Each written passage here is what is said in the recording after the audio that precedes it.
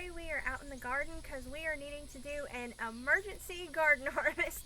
The meteorologists were saying that Hurricane Beryl was not going to hit us, and now they're saying it's coming right for us. So we're going to come and get all these things harvested because we have a lot of issues with tomatoes cracking. They have been saying that we might get anywhere between a few inches to about 6 inches, and the poor tomatoes would probably crack and they're just going to get flooded. So if you notice also, the plants are a little bit stressed because we have been really hot and really dry, and ordinarily I would already be watering them, but since we have so much rain coming in, we are just going to wait, and that way they don't have even more stress from the opposite issue of having too much water.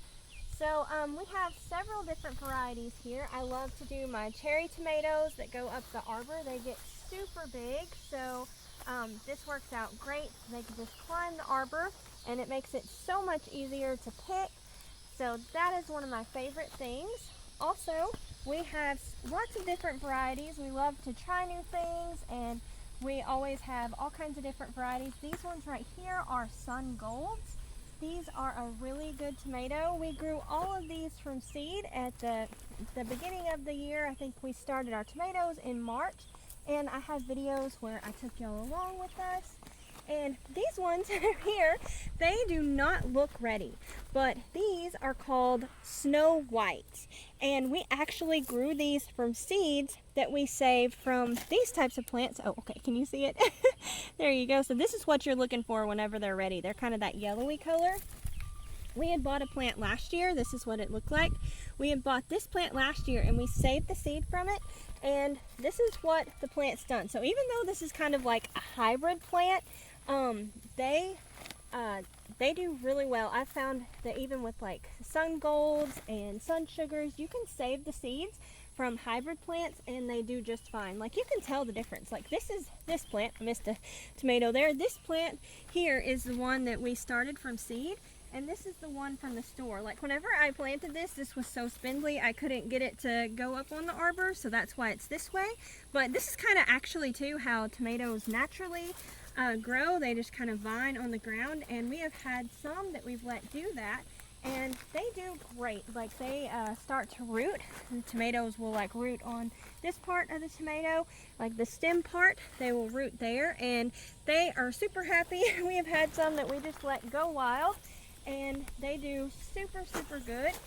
So this is another variety. This is a new one we are going to try this year. It's called what is it? Atomic Grape, and that's one you can usually get at Baker Creek, but I actually found those seeds at the Dollar General for $1, so you can't beat that. $1 for a seed packet. I've yet to try one, so I don't know if we like it, but we try and grow a bunch of different tomatoes. That way we know which ones we like, and we always like to experiment. You never know when you're going to find your next favorite. So we have all kinds of different ones, and I forgot, I missed that one. We'll have to come back for it. Thank you. You're going to get it for me. And some of these we're going to pick even though they're not completely ripe, because we don't want to lose them with the storm. So we're going to do those there, and I'm going to get another basket. That way we kind of have an idea of how much we're getting per bed here. So we're gonna get these. Some of these I cannot remember what they are as far as the varieties, but some of these are even cracking now, but there are some even down in here. Yeah, you've seen them too. But if they're starting to turn, we're just gonna go ahead and pick them. I was trying to see if I can see what variety this one is. If I'm not mistaken, I think this one might be a super sweet 100, if I think that's what that is, and there's more up here. I may be wrong on that, but they're pretty big there. And we're just gonna keep going. There's more. Is there? Oh, I missed them. Okay. So, my goodness, this may not be the super sweet because they kind of look more orangey. So I'm not 100% sure what they are. But yeah, and I have to dig for these. I have not been able to spend as much time in the garden as I'd like.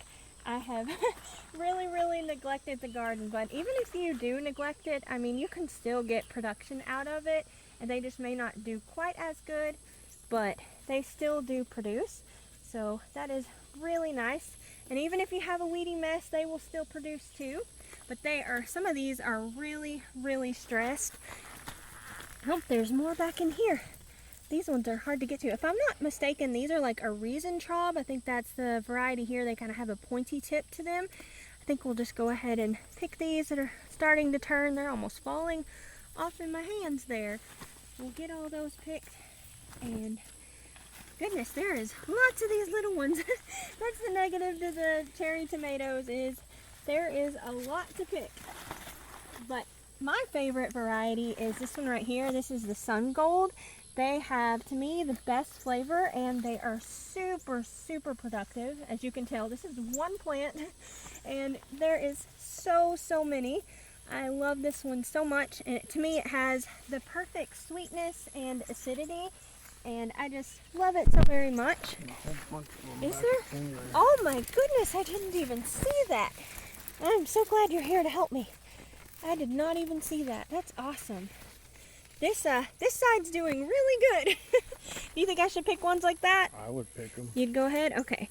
That way we don't lose them, because we are supposed to get a lot of rain, and they do crack. Even though they're cherry tomatoes, we do have issues with them cracking. But the good thing about having cherry tomatoes is if they do crack, it's a smaller tomato and you don't lose as much. Now this one is called a Sweetheart cherry tomato. I got this one from Baker Creek, and let's come up here and look. Look at all of the blossoms, at how productive this thing is. I have wanted to grow this plant for a really, really long time, and I am so glad I finally got the seeds, because it is doing amazing. I think it is giving the Sun Gold a run for their money with how many tomatoes that it's putting out, and they taste so very good. They are like that classic heirloom tomato. I love them so much. I think every family member that's tried them really, really loves them. There are some people that really love the Snow Whites better, but the rest of us really like these the best. So we have all of that there. I think we got everything on this aisle, and we will go down here to our new experiment that we're trying this year. This is our in-ground garden, and as you can tell, the plants are super stressed. I have had a time with this garden. I have had to water this garden more than the other ones, so this is why I like raised beds. It is so much easier to you don't have to water them as much, and also the plants are a lot happier and healthier. I don't know if y'all can tell that. Here we go. I know you hate tomatoes. Thank you for helping me, but yeah, they are not nearly as big. They're more stressed. I missed some over here. And I don't think if I'm going to do this experiment again next year. I think I'm probably just going to stick with the in-ground garden. I am much happier with raised bed garden. Yeah, the raised bed garden. Thank you.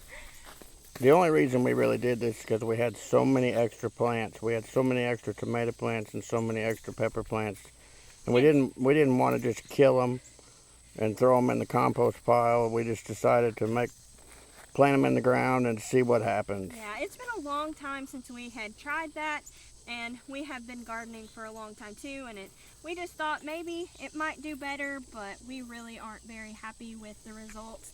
But it is nice, you know, you get a little bit more than you would have if we would have just thrown them away. So that's a good thing. Although I will say they are stressed, but look how good these big tomatoes look. Like, I am pretty impressed. If I'm not mistaken, this is either a Chef's Choice or a Jubilee.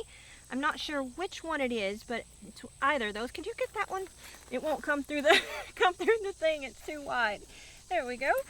So wide. All right, let me come on this side so you don't have to do that. I know you hate doing that. I hate the smell of tomato plants, y'all. Yes. The smell of tomatoes doesn't bother me, but the smell of the plants I can't stand. Yes. And I was trying to remember what some of these are. These ones are black crim. I know a lot of people like the Cherokee purples, but these have so much better flavor to us. We love these so much, and they're so pretty.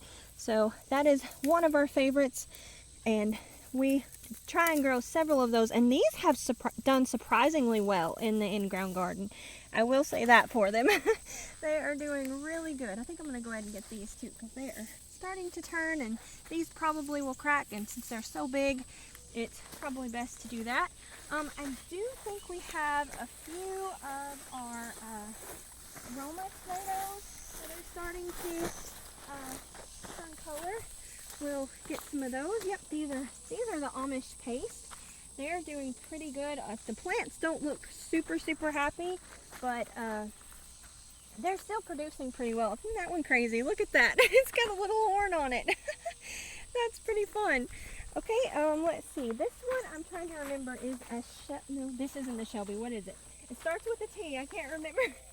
But it struggled at first, and it's doing a lot better now. This one is the Shelby variety. Uh-oh, we're starting to have a little bit of blossom end rot issues. This is something I struggle with a lot with Roma tomatoes for some reason, but I did a video recently where I share what we did to fix that issue, so y'all be sure and check that out. I think this is the last of the tomatoes, and I need to go get a basket. Okay, so we're going to come around this way, and I'll put this in the basket. We got more tomatoes here. Oh, okay, well let me get the basket. I'll just wait for you here. We need even more baskets. A great big orange one in here. I can barely see it. You got it? Or you need me to get it on the other side? Oh yes, that's a Jubilee. This is our favorite orange tomato. It's an heirloom, and it has such good flavor. We love it so much. I may go on the other side and see. I think it might be easier to get to them. Let's see. I know I've seen one around here somewhere. Here it is, right here. Now this one I think is a Chef's Choice orange. Yeah, that's what it is.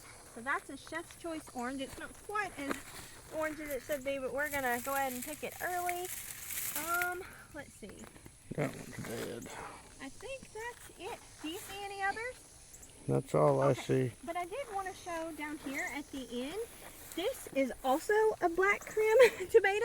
So if you remember down at the other end of the in-ground garden, how it was doing good, but this is what they do in the raised bed. Like, they are so much happier and are doing so much better. And you can see too with the cherry tomatoes in the in-ground garden, I have all of these different varieties planted, and you can tell the difference. Like, there is a big difference. Yeah, so they're 5-6 times bigger. yes. So good soil makes a really big difference, and I don't have to water them as often.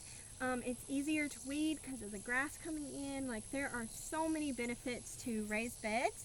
But I think we are going to have Robert get the peppers. That's his favorite thing. So we're going to switch over, and we'll be back in just a minute, and we'll harvest these peppers. All right, Robert's out here harvesting the peppers, and with our first garden harvest, we didn't have any issue, but the peppers are starting to have issues with blossom end rot. I guess they used up all the calcium that was in the soil, so now we're starting to have issues, but it's okay.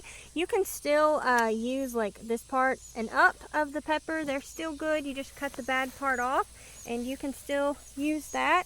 But we are having a little bit of an issue with that, and I filmed a video showing what we're doing to combat that. So y'all be sure and check that out. And we are getting some peppers here. This is our favorite variety. This is the Gypsy peppers, and they are super productive. I mean, you can just look down there and see. They are this kind of yellowy pepper. And oh my goodness, I'm getting sidetracked. Look at the little baby titmouse. It's so cute. I hope you can see it on the fence post. We have so many little babies right now, and they are super cute.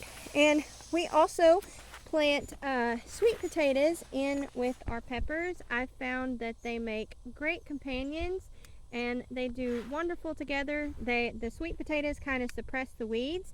Although this year we decided to do some ground cover, and that has been wonderful since I haven't been able to weed the garden and spend nearly as much time in the garden as I'd like. Can you hear him? He wants to be the star of the show. The cute little thing. I hope y'all can hear him because it's really sweet. Oh, there it goes. They're so adorable. We have so many baby birds. We have lots of cardinal babies, and oh, they're in there, out there fighting, I guess. What else? We've got house finch babies. What else do we have, Robert? Painted bunting. Oh yeah. We don't have baby. Well, I guess it is. It's a juvenile, isn't it? We have one juvenile and one adult male. Yeah. We haven't seen a female yet. We're hoping to. But yeah, I think we've even seen a juvenile tanager, like summer tanager, didn't we? Yes. Yeah, that was really neat too. But he's still getting these gypsy peppers, and I think if they have any color whatsoever, just like the tomatoes, we're going to go ahead and pick them. We actually have had issues with them cracking because of like getting too much rain too. So we're going to go ahead and pick them, but there are lots of red ones, really pretty ones. And we do all kinds of different things with peppers. We basically use peppers how most people use onions, so they are a big staple around here. And these are one of the crops that we're able to grow enough of for the year. So hopefully this year we'll be able to do the same since we're having the blossom end rot issue. But even if we don't, we kind of have a stock in the freezer, so I think we'll be okay. But they are doing really, really good, and it's crazy to think, let's see, how long these peppers have been in the ground for a little over a month, I think, like a month and a couple of weeks. So they are doing really good, already getting taller than the tomato cages. But they are doing really, really good. You okay? Mm-hmm. Okay. We have lots of different ones here too. These ones, I believe, are the new peppers. Yeah, they're the new Lisa peppers that we got from Baker Creek. They're really neat. They have a pointy end to them, and they're nice and thick-walled, and they are pretty sweet. I'm not sure that I like the flavor quite as much as some of the other varieties, but they are really nice and thick-walled, and so are the gypsy peppers. They are... What now? They advertise them as the sweetest pepper that they've ever had, and I don't agree. I 100% agree with you. We've had many, many other peppers. The Yum Yum peppers are so much sweeter than these. Yeah, they literally taste like they have been watered with sugar water. They are so sweet. And those are that's probably our top three is like the gypsy peppers, the Yum Yum peppers, and the King Arthur peppers. They're a bell pepper. Those are our top varieties if we could only grow. But we always try new ones. That way, you know, you never know when you're going to find a new favorite. But this year, let's see, some of the new ones we did was the Lisa pepper. We did a Zulu pepper, which is a purple pepper. I'll show it right over here. Oh, you got one right there. And they're actually getting a little bit bigger than they were the last time. But those, I don't think were very thick-walled. They were really, really thin-walled. Another one that we've tried that is called the shishito pepper, I think is how you say it. It was super thin-walled, and we did not like that one at all. It wasn't even worth our time to cut up almost. It was so thin. And let's see, I'm trying to think what else. As he goes along, I'm sure we'll see other varieties. We tried quite a few different ones this year. I always like to do that. We do a lot of experimenting around here. Okay. We do a lot of experimenting around here and try different things because you never know what your new favorite's going to be. But they are, if you just look through here, there are so many little peppers, and then we've got ones that are just about to come on that have already blossomed, and blossoms. There's not too many blossoms right now. I think it might be because we've had some super hot days. Like today is like a heat index of 106. So it has been really hot and really dry. But there's a few blossoms right there. And you can look down this way. They go through cycles too, where they'll put on a bunch and then they won't put on any for a while, and then they'll put on a bunch more, and they're a little strange in the way that they grow. They're not like tomatoes that just constantly blossom all the time. Yeah. And we've also found that our homemade fertilizers that we use also help them produce more blossoms too. That works really good. And right now he is working with a plant that we had got from Haas Tools. I love this company. That's where I buy most of my seeds from. And this Oh, this plant is called a heatless habanero, and we tried it last time with the garden harvest, and it is not heatless. It's pretty spicy. It's kind of like it didn't. Oh, he scared the dog came through and scared us to death.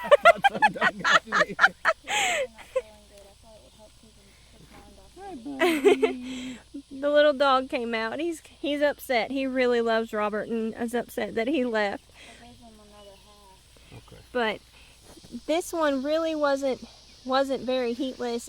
It's kind of like where the ones that have that sting in your throat, it did that really bad.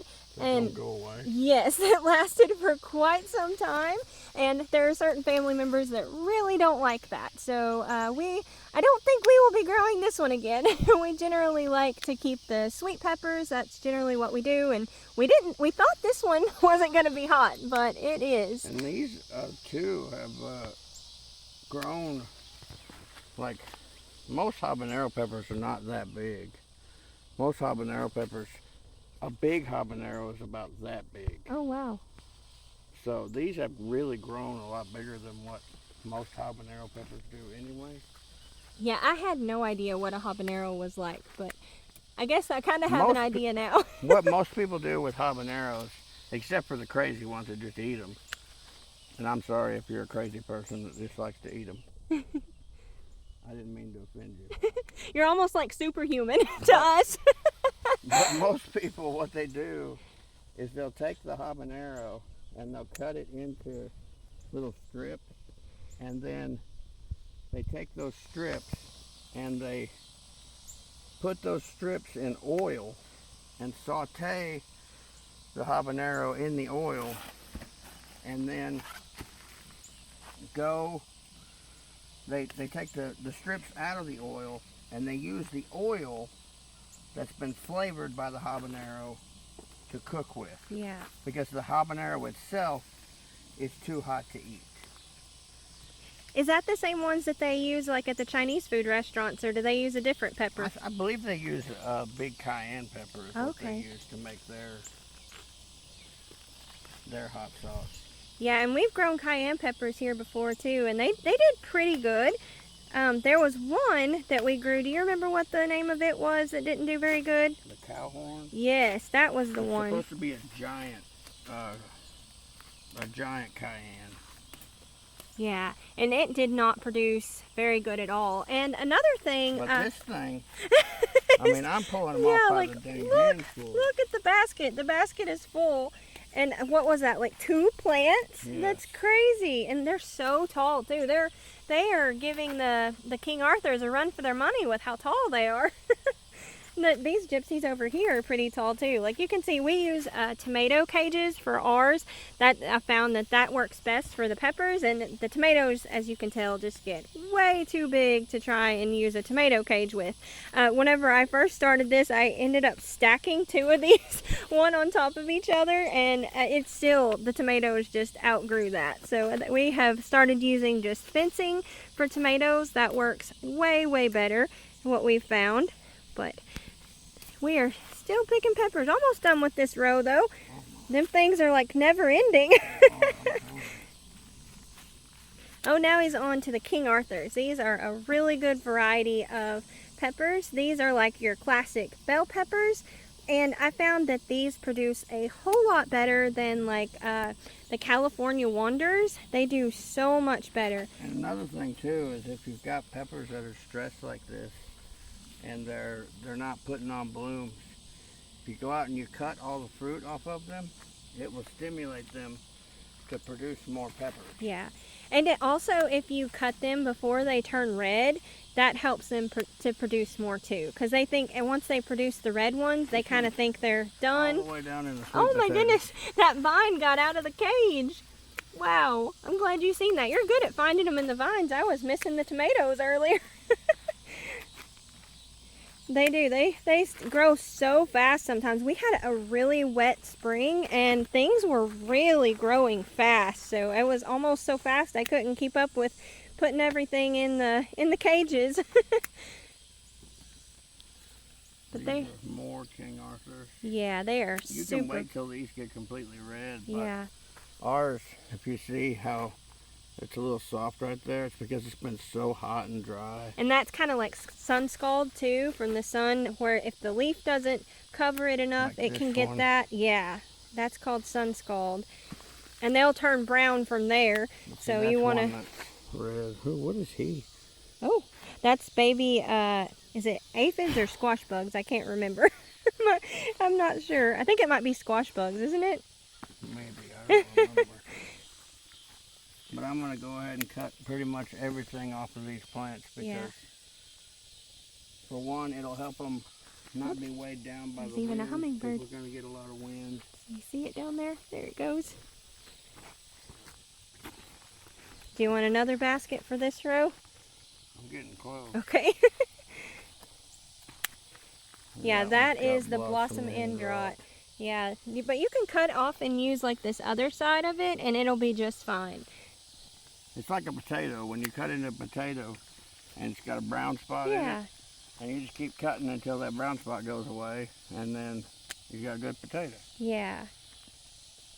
There's more of them habaneros. Oh my goodness.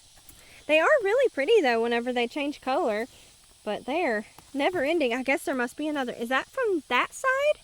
Or is there another plant over here? I don't know where they're coming from.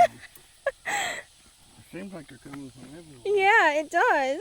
They're going to be coming out of our ears for too long. Seems like it. That is doing really good though. Yeah, if you can't fault them for being bad producers. Yeah. They are a heck of a producer. Yeah. Peppers really are, and these varieties too, like the King Arthurs, the Gypsies, those are really big producers, and we're able to grow enough of peppers for our family of 4 for a year in a 4 by 16 foot bed. He's Where at? stuck Oh my goodness. in between like- them two cages. Wedged in there. And they'll do that. They'll even wedge themselves. I've seen them wedge them. Woo! Woo. Man has a big old spider in their hand. I've even seen themselves wedge themselves in the plant so much that they've literally broke the stalk. That's crazy.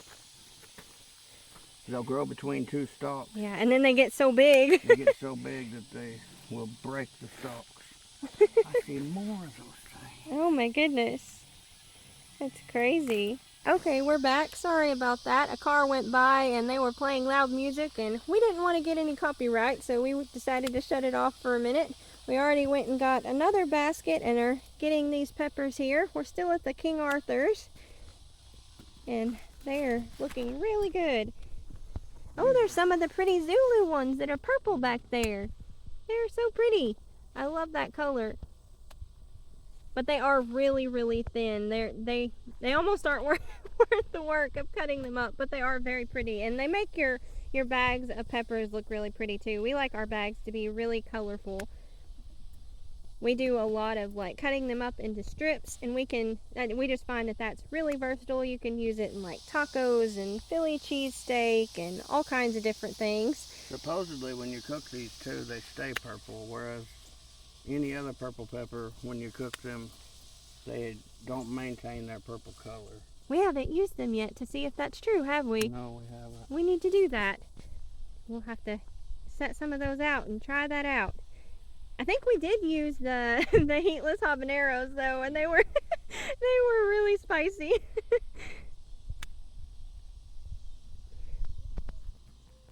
Oh, there's another Lisa, so he's on to the Lisa peppers there.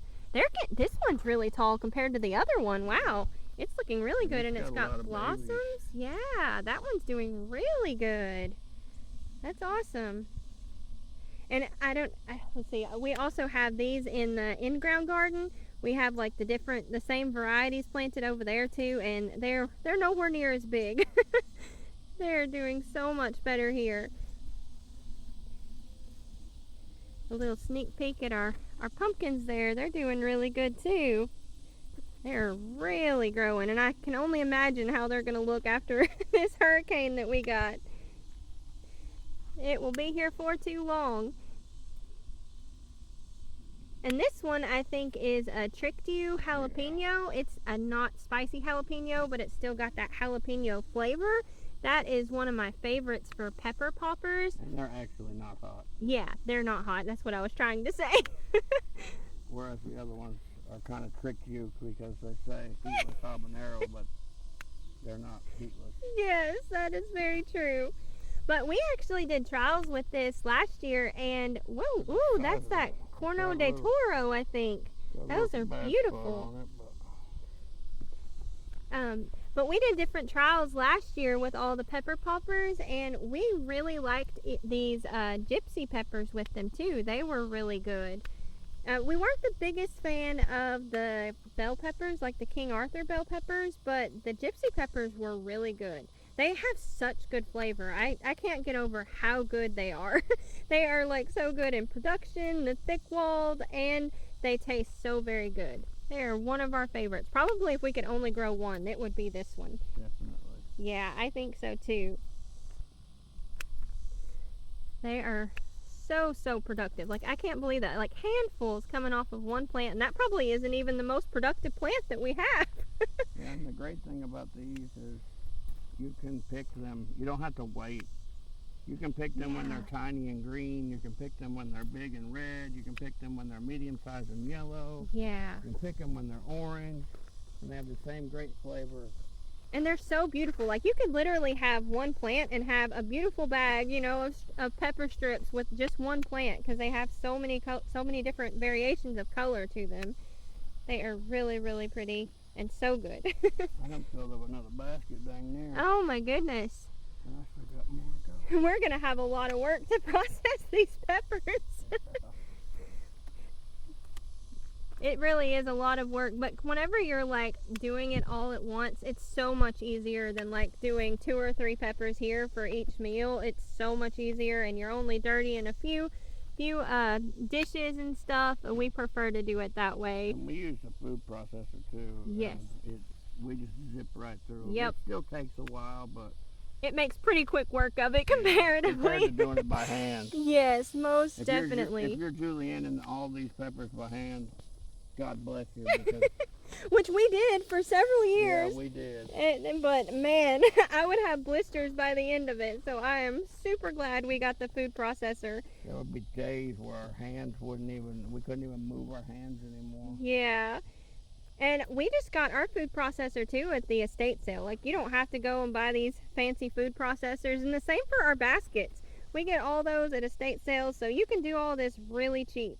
We do everything on a budget around here. Even our plants, like we grow all of our plants from seed to do that from a budget. We do all of our garden beds. We even got the wood for our raised beds at an estate sale. So we do everything on a budget around here. And we really love estate sales. We have found some great deals there. Robert's the best at that. That and auctions. He is so good. And we are almost done.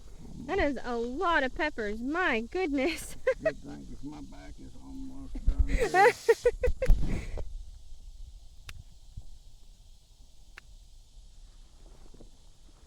If y'all don't know, we generally try and film a couple videos in a day.